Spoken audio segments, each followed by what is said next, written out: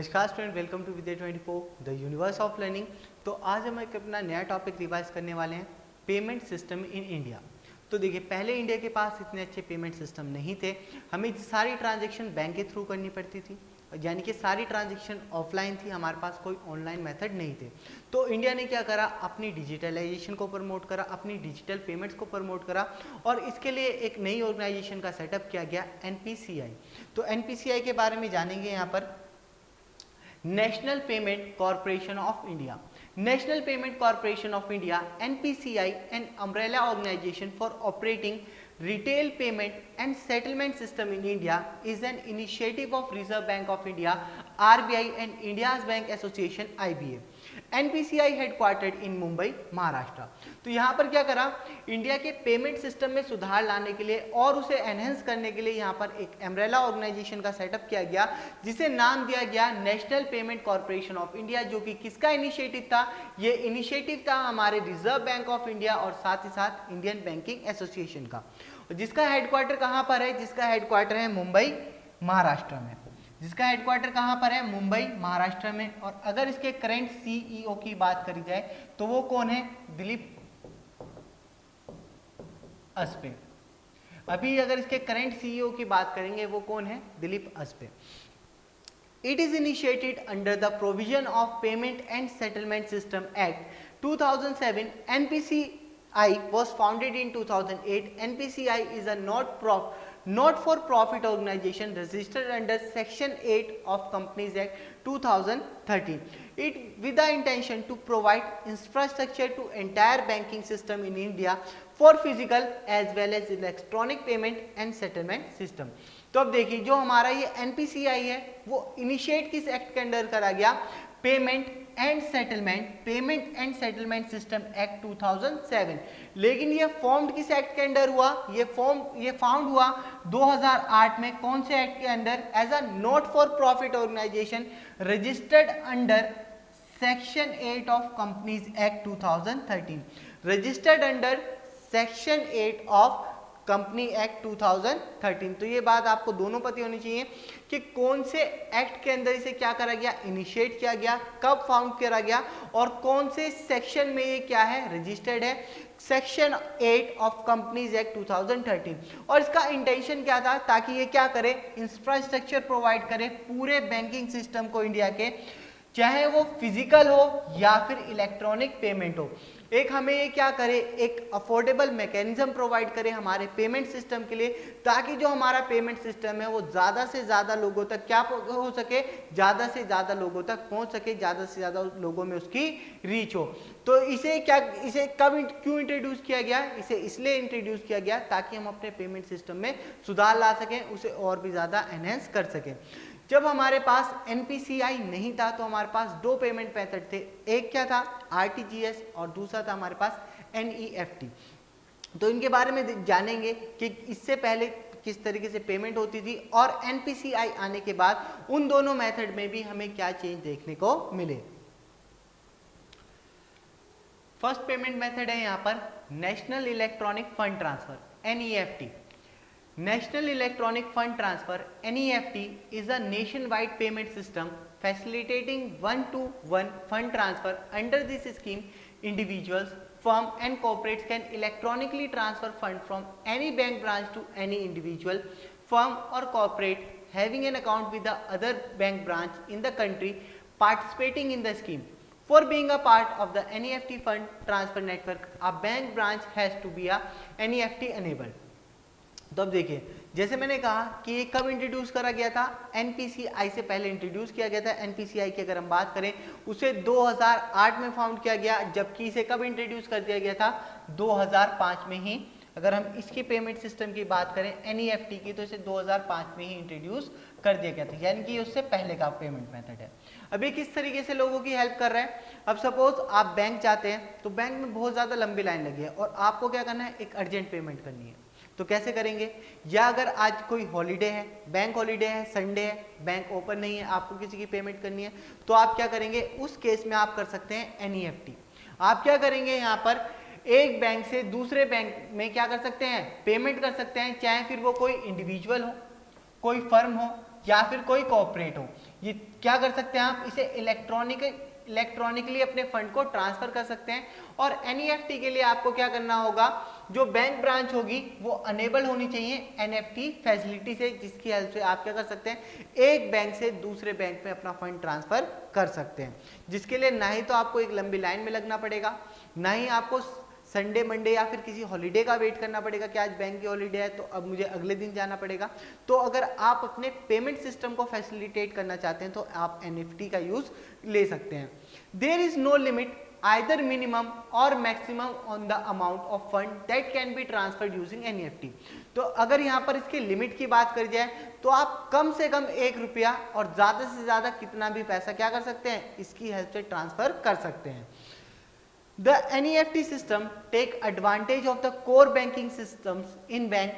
Accordingly, the settlement of funds between originating and receiving bank takes place centrally at Mumbai, whereas the branches participating in NEFT can be located anywhere across the country। अगर यहाँ पर हम बात करें, जो originating और receiving bank है, वो जो फंड का ट्रांसफर हो रहा है, जो फंड का सेटलमेंट हो रहा है, वो कहाँ पर हो रहा है, मुंबई में हो रहा है। लेकिन इसके ब्रांचेस जो एनईएफटी स्कीम में जितने भी ब्रांच क्या कर रहे हैं, पार्टिसिपेट कर रहे हैं, वो कहीं पर भी क्या करी जा सकती हैं, सेटअप की जा सकती है, can be located anywhere across the country. NEFT is an electronic fund transfer system that operates on a deferred net settlement DNS basis, which settlement transaction in batches from July 2017. Settlement of fund transfer request in NEFT system is done on half-hourly basis. There are 23 half-yearly settlement batches run from 8 AM to 7 PM on all working days of the week. No charges to be levied on beneficiary but charges only applicable for remitter। तो अब यहाँ पर क्या बताया जा रहा है कि अभी जो पेमेंट होती है एनईएफटी की वो बैचेस में होती है।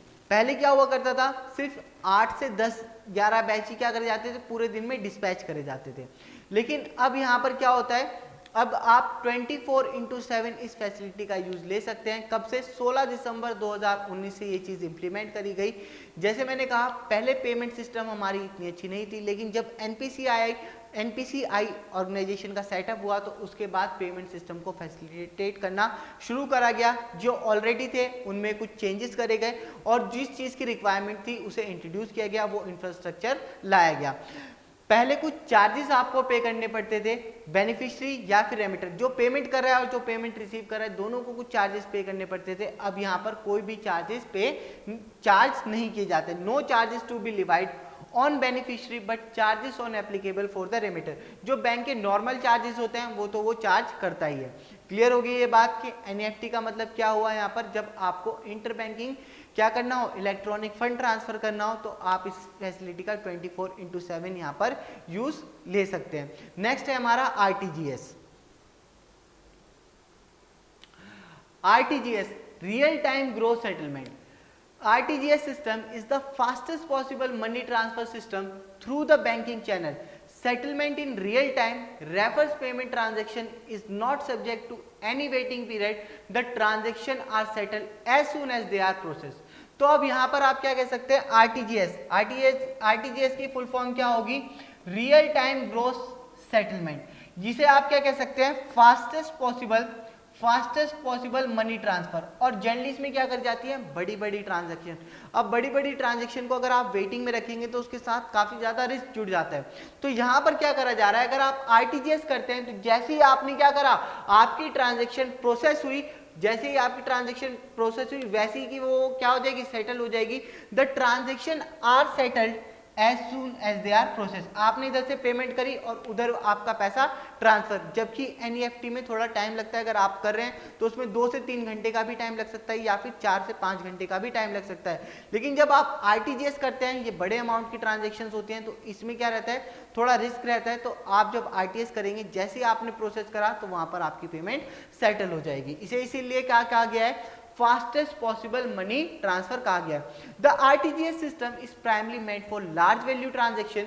The minimum amount to be remitted through RTGS is ₹2 lakh. There is no upper ceiling for RTGS transaction. The Objective of RTGS system by central bank throughout the world is to minimize risk in high value electronic payment settlement system. तो अब आप देख सकते हैं यहाँ पर generally अगर RTGS की बात करें तो इसे किस लिए बनाया गया है, प्राइमरी लार्ज वैल्यू ट्रांजेक्शन के लिए बनाया गया है और इसकी मिनिमम अमाउंट ट्रांजेक्शन भी कितनी रखी गई है, 2 लाख रुपए कि अगर जैसे हम देख रहे थे एनईएफटी में कोई ना ही तो मिनिमम लिमिट थी ना ही मैक्सिमम, आप 1 रुपया चाहें तो भी क्या कर सकते हैं, एनईएफटी कर सकते हैं। लेकिन जब बात आएगी आरटीजीएस की तो कम से कम आप 2 लाख रुपए यहाँ पर कर सकते हैं, जिसके लिए अपर सीलिंग कोई नहीं है, मैक्सिमम लिमिट कोई भी नहीं है। और आरटीजीएस की अगर मेन ऑब्जेक्टिव की बात करें जिस वजह से सेंट्रल बैंक ने इसे सेटअप किया है वो क्या करा है, ताकि हम रिस्क को क्या कर सकें, मिनिमाइज कर सकें। जो बड़ी पेमेंट्स के साथ क्या जुड़ा रहता है, इलेक्ट्रॉनिक पेमेंट के साथ एक रिस्क जुड़ा रहता है हाई वैल्यू के लिए, इसीलिए इसे जैसे ही प्रोसेस कर रहे हैं वैसे इसे सेटल किया जा रहा है। The RTGS service window for customer transaction is available to bank from 9 AM to 4:30 PM on weekdays from 9 AM to 2 PM on Saturday for settlement at the RBI end. However, the timings that can be bank follow may vary depending on the customer timings of the bank branches.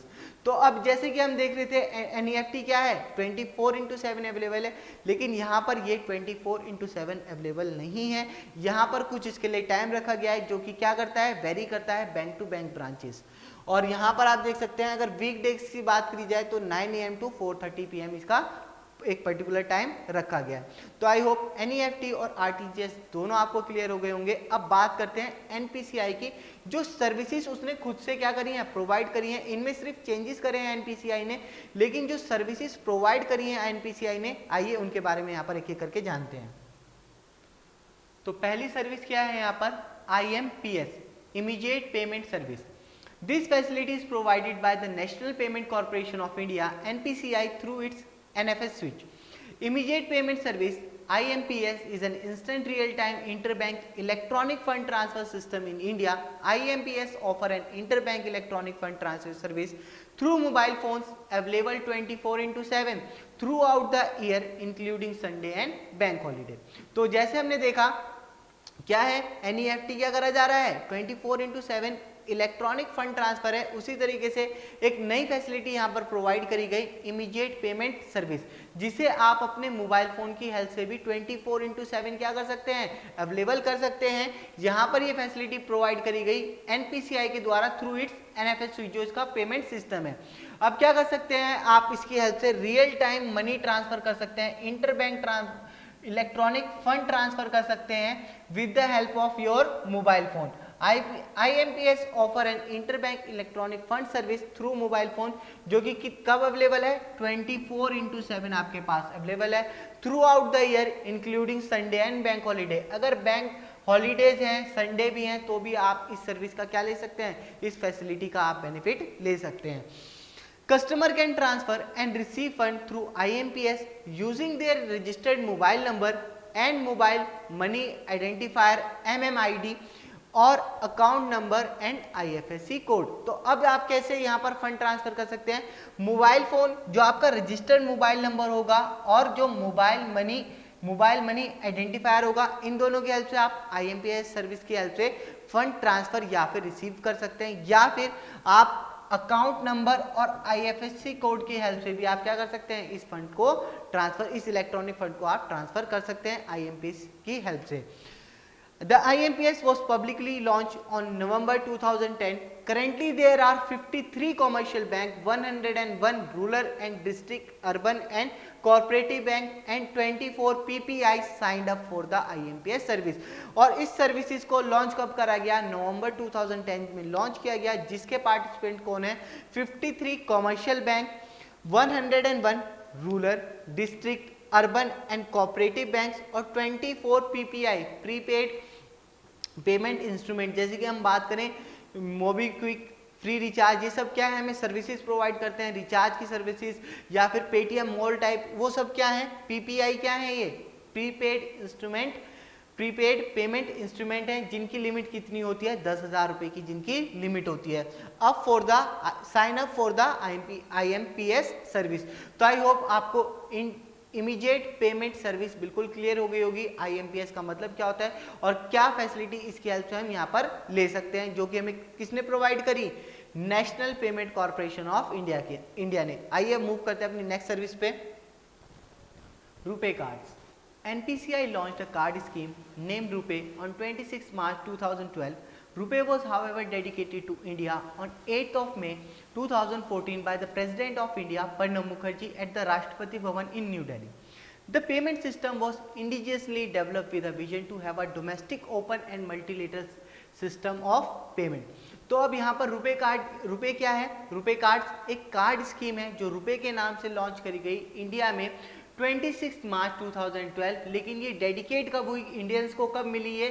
8 of May 2014 को, जो president of India ने इसे क्या करा, dedicate किया Indians को। प्रणब मुखर्जी थे उस टाइम पे प्रेसिडेंट ऑफ इंडिया, और राष्ट्रपति भवन इन न्यू दिल्ली में ये काम किया गया। तो ये इसका मेन ऑब्जेक्टिव क्या था, क्या विजन था इसके पीछे रुपे कार्ड को इंट्रोड्यूस करने के लिए, ताकि जो हमारी डोमेस्टिक और मल्टीलेटरल पेमेंट सिस्टम को हम क्या कर सके, ओपन कर सके। NPCI convinced RuPay usage as an alternative to MasterCard and Visa while consolidate and integrate various payment systems in India. RuPay, which is coined from the word rupee and payment, supports the issuance of debit, credit and prepaid card by banks in India and thereby supporting the growth of retail electronic payments in India. तो इसका मतलब क्या हुआ, अब ध्यान से समझिए। पहले मैंने क्या कहा, हमारे पास इतने अच्छे पेमेंट सिस्टम नहीं थे। अगर आपको पैसा चाहिए तो आपको बैंक में जाना पड़ेगा, एक लंबी लाइन में लगना पड़ेगा, और अगर हॉलीडे है तो आपको नेक्स्ट डे का वेट करना पड़ेगा। लेकिन उसके बाद क्या किया गया, उसके बाद इंट्रोड्यूस किए गए एटीएम कार्ड। उसके बाद क्या इंट्रोड्यूस किए गए, एटीएम कार्ड्स। आप सभी को पता होगा एटीएम कार्ड्स क्या होते हैं। तो एटीएम कार्ड जब पहली बार इंट्रोड्यूस करे गए तो इनके साथ क्या प्रॉब्लम थी, एक अब आप इस एटीएम कार्ड की हेल्प से क्या कर सकते थे, जाके एटीएम मशीन से कैश निकाल के ला सकते थे। लेकिन ना ही तो आप इससे क्या कर सकते थे, कोई ऑनलाइन ट्रांजैक्शंस कर सकते थे, ना ही आप इससे फंड ट्रांसफर कर सकते थे, और ना ही आप किसी अदर बैंक की ब्रांच से जाकर उसकी पेमेंट ले सकते थे। क्लियर हो गया ये बात। जैसे भी आपने देखा होगा हर मर्चेंट के पास क्या होता है, पॉइंट ऑफ सेल, एक छोटी सी एटीएम मशीन होती है। पेट्रोल पंप्स में जाएंगे, मॉल्स में जाएंगे या किसी बड़ी शॉप में जाएंगे तो वहां आप कार्ड स्वाइप करेंगे और आपकी पेमेंट हो जाएगी। लेकिन पहले आप इस एटीएम कार्ड से ऐसा नहीं कर सकते थे। आपने क्या करा, कोई ऑनलाइन शॉपिंग करी, आप अपने डेबिट कार्ड क्रेडिट कार्ड से पेमेंट करते हैं, ऑनलाइन पेमेंट गेटवे, उसका बेनिफिट आप नहीं ले सकते थे। किसी अदर एटीएम में जाकर आप अपने एटीएम कार्ड से ट्रांजैक्शन नहीं कर सकते थे। तो ये एक बहुत बड़ी प्रॉब्लम थी हमारे लिए।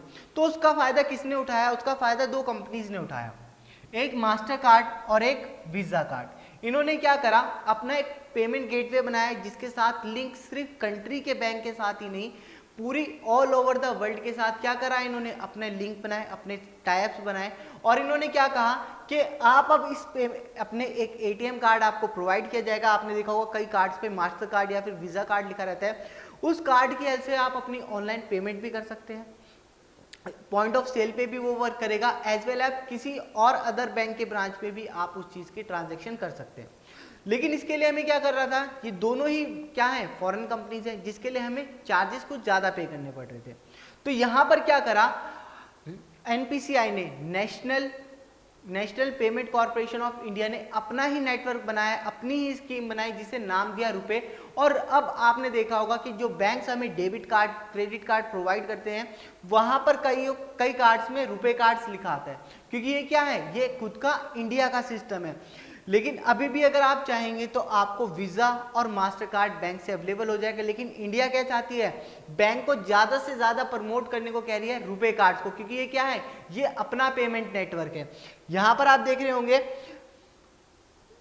supports the issuance of debit, credit and prepaid card by bank in India, thereby supporting the growth of retail electronic payments in India। तो यहाँ पर रुपे कार्ड को इसीलिए इंट्रोड्यूस किया गया है ताकि हम अपनी पेमेंट सिस्टम को और ज़्यादा से ज़्यादा फैसिलिटेट कर सकें, किसी फॉरेन कंपनी को हमें पैसा ना देना पड़े और हमारा जो पेमेंट सिस्टम है और भी ज़्यादा वो क्या करे, ग्रो करे और भी ज़्यादा वो स्ट्रॉन्ग हो सके। तो अब आपको समझ में आ गया होगा कि रुपे कार्ड को क्यों इंट्रोड्यूस किया गया, क्या इसकी रिक्वायरमेंट थी और किस तरीके की फैसिलिटीज़ हमें एक रुपे कार्ड से मिलती है। आइए मूव करेंगे अपनी नेक्स्ट स्कीम की तरफ। अब नेक्स्ट सर्विस क्या प्रोवाइड कर रहा है, NPCI national payment corporation of India is UPI unified payment interface, ये आप सभी को पता होगा, आप सभी यूपीआई पेमेंट का यूज करते होंगे। अब यूपीआई पेमेंट होता क्या है और क्यों इसकी भी रिक्वायरमेंट हमें पड़ी? Unified Payment Interface, UPI is one of the instant real-time payment system which facilitate interbank transaction. This interface, which is regulated by the Reserve Bank of India, and which it work by instantly transferring funds between two banks account on a mobile platform. लेकिन अभी हमने देखा NEFT है, RTGS है, IMPS है, ये इतनी सारी पेमेंट होने के बाद, इतने पेमेंट सिस्टम होने के बाद यूपीआई को क्यों इंट्रोड्यूस किया गया? तो जब भी हम नेट बैंकिंग करते हैं वहां पर हमें काफी सारे पासवर्ड चलाने पड़ते हैं, काफी सारे पासवर्ड्स होते हैं वहां, ट्रांजैक्शन के अलग, लॉगिन के अलग, जिसलिए नेट बैंकिंग बहुत ही ज्यादा डिफिकल्ट हो जाती है। लेकिन अगर हम एटीएम कार्ड की बात करें, आप एटीएम मशीन में गए, एटीएम मशीन में अपना कार्ड लगाया, एक पिन डाला और आपको आपका कैश मिल जाता है। उसी तरीके से बैंकिंग को और भी ज्यादा सिंपल बनाने के लिए यहाँ पर यूनिफाइड पेमेंट इंटरफेस को बनाया गया है, ताकि सिर्फ आप एक पिन की हेल्प से आप अपनी पेमेंट इजीली कर पाए, mobile to mobile fund transfer easily आप कर पाए। As one of now there are about 142 banks which have UPI with monthly volume of 799.54 transaction, value of 1.334 trillion UPI ID sends or request money from bank account which is mapped using VPI virtual payment address. Virtual payment address की help से यहाँ payment करी जाती है। आप क्या कर सकते हैं, बहुत ही इजी वे में अपनी फोन से क्या कर सकते हैं, ट्रांजैक्शंस कर सकते हैं, रिचार्ज कर सकते हैं, बिल पे कर सकते हैं। ये सारे फीचर आप किसकी हेल्प से एक्सेस कर सकते हैं, यूपीआई की हेल्प से आप एक्सेस कर सकते हैं। It sends money to the bank account using the bank account number and the IFSC code using Aadhaar card which is mapped through the bank account and we can send money even using QR code which is enclosed with VPA, account number, IFSC code और mobile number transaction can be made. तो यहाँ पर आप UPI की help से सिर्फ mobile number की ही help से नहीं, कैसे कैसे आप यहाँ पर पेमेंट कर सकते हैं, अकाउंट नंबर, IFSC कोड की हेल्प से, आधार कार्ड की हेल्प से जो आपके अकाउंट के साथ लिंक्ड हो, और इवन QR कोड या फिर मोबाइल नंबर की हेल्प से भी आप क्या कर सकते हैं, ट्रांजैक्शन कर सकते हैं। यानी कि बैंकिंग को और भी ज्यादा सिंपल बनाने के लिए, ज्यादा से ज्यादा लोगों तक पहुंचाने के लिए क्या करा गया है, यहाँ पर यूपीआई को इंट्रोड्यूस किया गया है यहाँ पर। तो आई होप यूपीआई बिल्कुल क्लियर हो गया होगा आप लोगों को, और काफी सारे लोग यहाँ पर यूपीआई यूज भी करते होंगे। तो मूव करेंगे अपने नेक्स्ट सर्विस की तरफ। नेक्स्ट सर्विस क्या है यहाँ पर, Bharat bill pay. Bharat bill pay has a multiple modes of payment and provide instant confirmation of payment विया एसएमएस और receipt. It's offer mandate bill collection categories like electricity, telecom, DTH, gas, water bills, etc. and also other repetitive payments like insurance premium, mutual fund, school fees, institution fees, credit card, FASTag recharge, local taxes, housing society payments, etc. at one single window. तो यहाँ पर introduce किया गया Bharat bill pay को।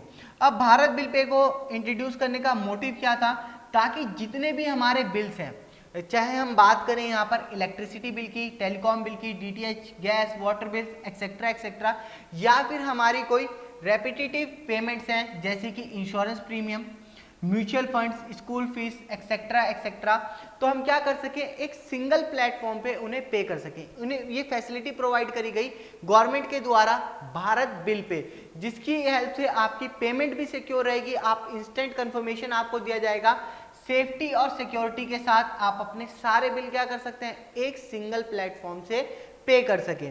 और सिर्फ payment ही नहीं कर सके, साथ ही साथ an effective mechanism for handling customer complaints has also been put in place to support customer regarding any bill related problem in Bharat bill pay. और सिर्फ आप यहाँ से पेमेंट ही नहीं कर सकते, साथ ही साथ जो भी आपकी कोई बिल से रिगार्डिंग क्या होती है, कंप्लेन होती है, वो आप यहाँ पर फाइल कर सकते हैं। तो यहाँ पर एक सिंगल विंडो, एक सिंगल प्लेटफॉर्म बनाया गया, ताकि जितनी भी पेमेंट्स करी जा रही हैं वो एक ही जगह से आप इजिली कर सकें। तो आइए मूव करते हैं अपने नेक्स्ट सर्विस की तरफ। नेक्स्ट क्या है यहाँ पर, check truncation system. CTS stands for check truncation system and essentially enables that instead of sending the check in physical form by the collecting bank to the paying bank, an electronic image of the check is transmitted to the drawee branch for payment throughout the clearing house, thereby eliminating the cumbersome physical representation of check to the paying bank, thus saving in time and cost involved in the traditional clearing system. तो check transaction system का मतलब क्या हुआ?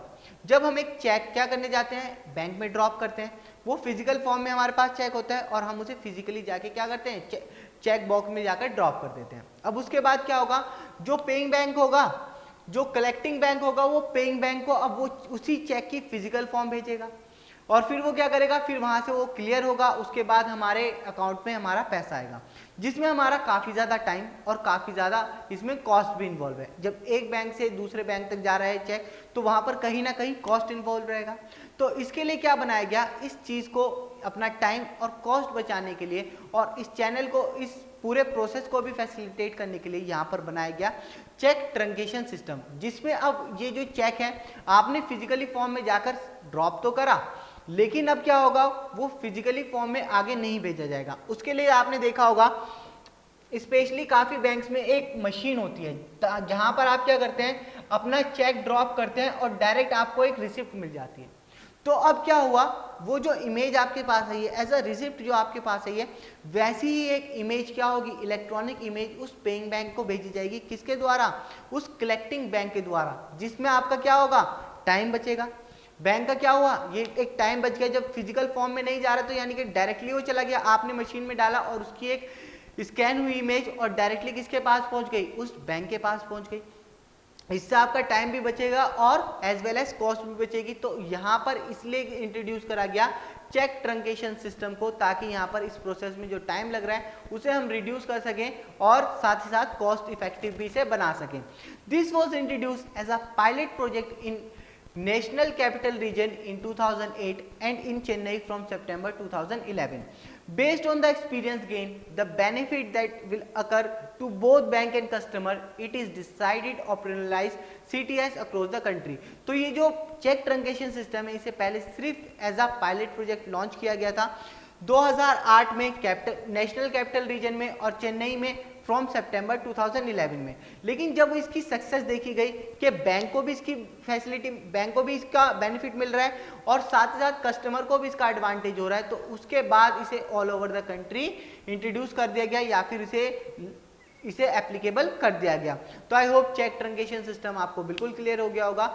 जो हम physical form में पहले check को एक जगह से दूसरी जगह भेजते थे, उस चीज को रिड्यूस करके अब उसकी इलेक्ट्रॉनिक इमेज यहाँ पर ट्रांसफर करी जा रही है। इसे ही हम क्या बोलते हैं, चेक ट्रंकेशन सिस्टम बोलते हैं। तो आइए मूव करेंगे नेक्स्ट क्वेश्चन, नेक्स्ट स्कीम पर। नेक्स्ट क्या है यहाँ पर, Bhim.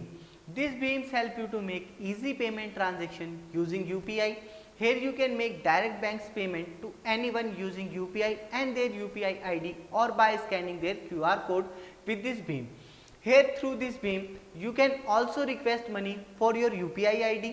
This Bhim currently support 13 languages including English and there were about 22 scheduled languages of India including English under the 8th schedule Constitution of India. तो Bhim क्या कर रहा है यहाँ पर, अनेबल कर रहा है आपको ताकि आप क्या कर सकें, इजी पेमेंट कर सकें, to make easy payment transaction using UPI. अभी हमने पढ़ा यूपीआई के बारे में, उसी को हेल्प करके क्या कर रहा है ये, उसी को यूज करके, उसी प्लेटफॉर्म को यूज करके क्या कर रहा है, पेमेंट्स को और ज्यादा इजी बना रहा है। और यहाँ पर आप देख सकते हैं, आप डायरेक्ट पेमेंट किससे कर सकते हैं, यूपीआई और यूपीआई आईडी या फिर क्यूआर कोड स्कैन करके भी आप भीम से पेमेंट कर सकते हैं।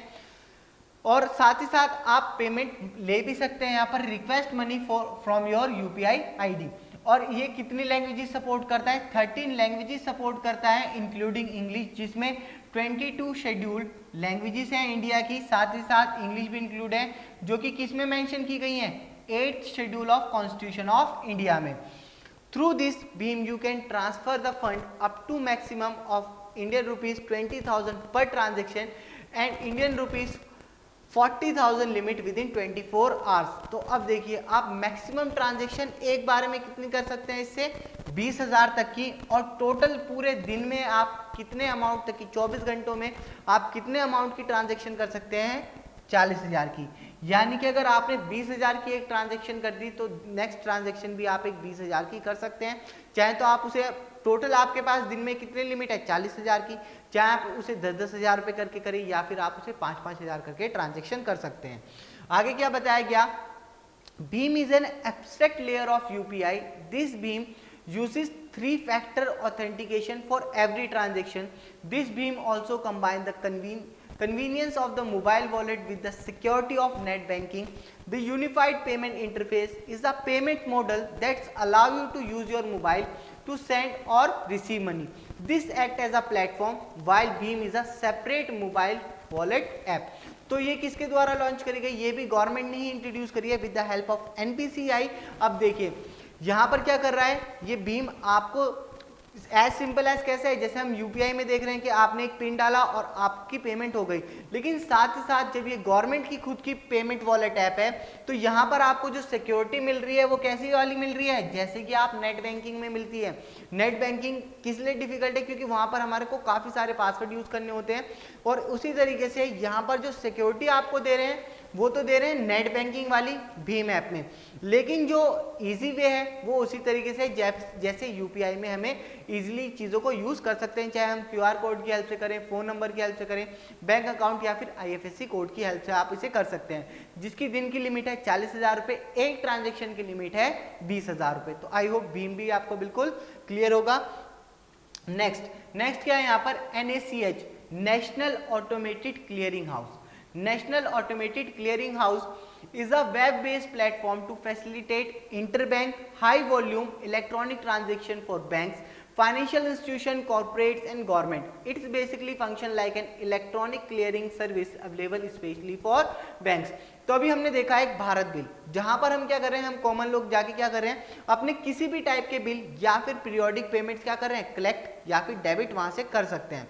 तो अब आप बताइए, इसी तरीके से जो बड़े बड़े बैंक होंगे, फाइनेंशियल इंस्टीट्यूशन होंगे, कॉर्पोरेट्स होंगे, इनके भी कुछ बिल होंगे, इनके भी कुछ बिल होते होंगे, तो ये किसकी हेल्प से कर सकते हैं, ये करते हैं नेशनल ऑटोमेटेड क्लियरिंग हाउस. जो बड़ी वॉल्यूम वाली ट्रांजैक्शंस होती हैं, जो फाइनेंशियल इंस्टीट्यूशंस, बैंक्स या कॉर्पोरेट्स कर रहे हैं, हाई वॉल्यूम वाली इंटर बैंक ट्रांजैक्शन अगर कर रहे हैं इलेक्ट्रॉनिक, तो वो किसकी हेल्प से करेंगे, National Automated Clearing House. The National Automated Clearing House was launched by the National Payment Corporation of India. It is very useful to clear bulk and repetitive transactions that take place among the bank. तो जो बड़ी बड़ी transaction है, जो repeated transaction है, वो किसकी help से कर रहे हैं बैंक, वो इस नेशनल ऑटोमेटेड क्लियरिंग हाउस की हेल्प से करते हैं. NACH is used for making bulk transaction towards distribution of subsidies, dividends, interest, salary, pension, etc., and also for bulk transaction towards the collection of payment pertaining to telephone, electricity, water, loans, investment in mutual fund, insurance, premium, etc. तो I hope आपको clear हो गया होगा कैसी bulk transaction bank के द्वारा करी जा रही हैं. डिविडेंड्स हो गया, इंटरेस्ट हो गया, सैलरी हो गई, पेंशन हो गई, पीरियोडिक पेमेंट्स हो गई, electricity bill, water bill, loans, investment, mutual fund, insurance, premium, etcetera. ये सब जो बड़ी बड़ी ट्रांजेक्शन है बैंक्स, फाइनेंशियल इंस्टीट्यूशन या कॉर्पोरेट्स की, वो किसकी हेल्प से कर रहे हैं, वो इस नेशनल ऑटोमेटेड क्लियरिंग हाउस की हेल्प से कर रहे हैं. मूव करेंगे नेक्स्ट सर्विस पे. नेक्स्ट सर्विस क्या है यहाँ पर, *99# और USD सर्विस. तो आपने देखा होगा कि जनरली हम अपने मोबाइल फोन्स में ऐसा करते थे, जब हमारे पास कोई ऐप्स नहीं थी, जब छोटे वाले फ़ोन आया करते थे, स्मार्टफोन इंट्रोड्यूस नहीं हुए थे, तो अगर हमें अपना बैलेंस चेक करना होता था, अगर एयरटेल का बैलेंस चेक करना होता तो *123# हम डायल करते थे और हमारे पास एक मैसेज आता था और साथ ही साथ कुछ इंटरफेस भी वहाँ पर खुल जाते थे, चेक बैलेंस या कुछ भी डिटेल अगर हमें मोबाइल से रिलेटेड जाननी होती थी तो इस USD कोड को हम रन करते थे.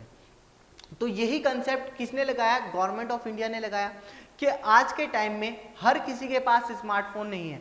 आप ये कह सकते हैं अर्बन एरिया में काफ़ी लोगों के पास मोबाइल फ़ोन्स है, काफ़ी लोगों के पास स्मार्टफोन्स है, लेकिन अभी भी हर किसी के पास स्मार्टफोन नहीं है. कुछ लोग अभी भी वो छोटे कीपैड वाले फ़ोन यूज़ कर रहे हैं. लेकिन गवर्नमेंट क्या चाहती है, जो बैंकिंग है वो हर किसी तक पहुँचे, इसीलिए यहाँ पर किसे बनाया गया, national payment corporation of India को बनाया गया. तो उन्हीं लोगों के लिए जिनके पास स्मार्टफोन, मोबाइल फ़ोन्स नहीं है, उन्हें ये बैंकिंग सर्विसेज प्रोवाइड करने के लिए ये कोड दिया गया है *99#. NPCIS *99# service run on USD, which stand for Unstructured Supplementary Service Data. These services aim to bring traditional and newer banking solution to citizens of India who may not have a smartphone, internet, or even traditional bank accounts. Its aim to leverage as much as mobile banking as possible and works on low value remittances, so that more citizen can become integrated and familiar with banking services। तो यही सोच रखते हुए कि जिन लोगों के पास smartphone नहीं है, इंटरनेट नहीं है, उन लोगों को भी सर्विसेज प्रोवाइड करी जाए, तो वो क्या करें, वो अपने मोबाइल फोन में *99# अगर रजिस्टर्ड मोबाइल के साथ करेंगे तो उनके पास एक इंटरफेस खुलकर आ जाएगा। जैसे आपने एटीएम मशीन में देखा होगा, balance enquiry, mini statement, withdrawal या ट्रांसफर, ये सब बेनिफिट्स उन्हें, ये सारी फीचर्स *99# में मिलती हैं। और यही रीजन था इसे इंट्रोड्यूस करने का, ताकि हम क्या करें, ज़्यादा से ज़्यादा बैंकिंग हर लोग तक, हर तरह के सिटीजन के साथ प्रमोट कर सकें। The telecom service provider charge the customer for using NUUP service. The TRAI has sent maximum limit of 1.5 rupees per transaction. However, you should contact your telecom service operator to confirm the exact charges. The transaction limit for NUUP is set rupees 5000 per transaction पर RBI। तो आप इसकी help से 5000 रुपये तक की transaction कर सकते हैं। और इसके लिए जो SMS स्टैंडर्ड SMS चार्ज होता है 1.5 रुपीज़, वही चार्ज होता है, जो SMS आपका जाएगा उसी का चार्ज आपका यहाँ पर कटेगा। तो आई होप यहाँ पर क्लियर हो गया होगा कि *99# को यहाँ पर हैश को क्यों इंट्रोड्यूस करा गया और किन लोगों के लिए ज़्यादा बेनिफिशियल है।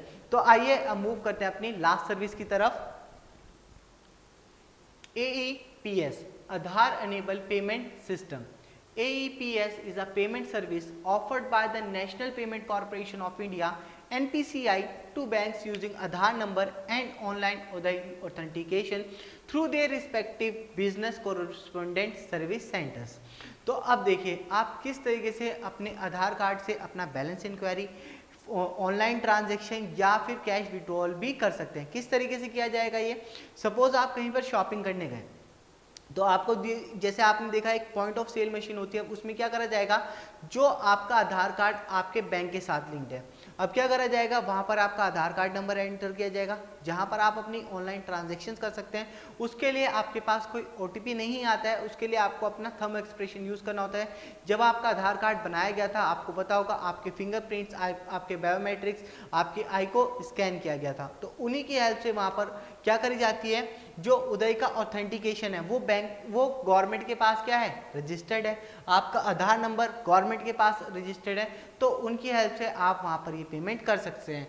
Services offered, balance enquiry, cash withdrawal, cash deposit, Aadhaar to Aadhaar fund transfer, even payment transaction आप इस आधार कार्ड की हेल्प से कर सकते हैं। तो अब आपको समझ में आ गया होगा कि आधार एनेबल पेमेंट सिस्टम किस तरीके से यहाँ पर वर्क करता है। तो ये थी सारी सर्विसेज जो प्रोवाइड करता है national payment corporation of India. I hope ये सेशन आपको इंटरेस्टिंग लगा होगा। अब आपसे मिलेंगे इसी टाइप के एक नए इंटरेस्टिंग टॉपिक के साथ। So till then, learn smart, study smart and be smart. Thank you.